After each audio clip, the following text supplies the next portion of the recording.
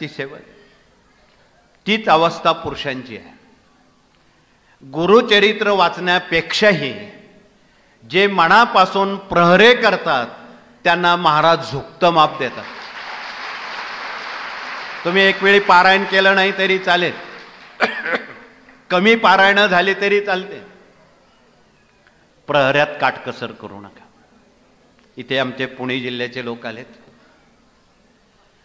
जिथे ज्ञानेश्वर महाराजांनी ज्या रेड्याकडून वेद वदवले त्या रेड्याची समाधी आळेफाट्याजवळ पुणे जिल्ह्यात आहे. माऊलींना जाऊन 750 वर्ष झाली रेड्याला जाऊन.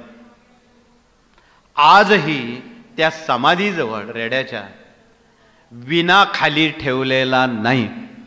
750 वर्ष झाले. काही लोक 2-2 दिवस तो विना बाळगतात, कोणी किती दिवस तो विना घेऊन ती सेवा रुजू करतात. त्यांना ज्ञानेश्वर भावंडांचा साक्षात्कार होतो आजही, का ते संजीवन समाधी घेतलेली आहे.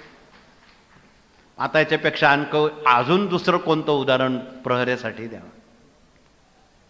म्हणून एक वेळी पारायण कमी झाले तर चालतील, पण साप्ताहिक दैनिक सेवा केंद्रात कृपया आपण सबब सांगू नका, आमच्याकडे माणसं कमी आहेत.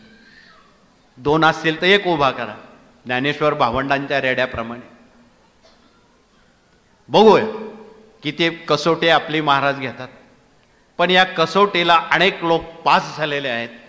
रात्री 12 ते 4 ज्यांचे प्रहरी असतात त्यांना सदेह स्वामींचं दर्शन घडलेलं आहे.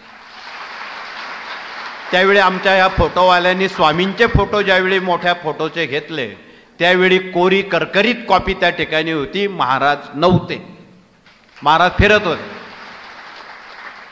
काही पुरावे आहेत, त्या फोटो ब्लँक होते. मग या गोष्टीला काय म्हणू. आणि एवढं सांगून जर आपण आपल्या सवलती किंवा सुविधा जर वापरत असो, मग आपल्यासारखे शतमूर्ख आपणच. म्हणून कृपया असं होणार नाही. त्या नियमावलीत आपण बसतो का हे आपण आपल्या मनाला विचारावं. नसल बसात तर दुसरी कामं करा. सर्वात या सर्वश्रेष्ठ काम आहे फलद्रूम करणारं ते चपला सांभाळण्याचं आहे. तुम्हाला पूर्वी आठवत असेल, इंदिरा गांधी प्रधानमंत्री असताना सुवर्ण मंदिरांच्या गुरूंनी तत्कालीन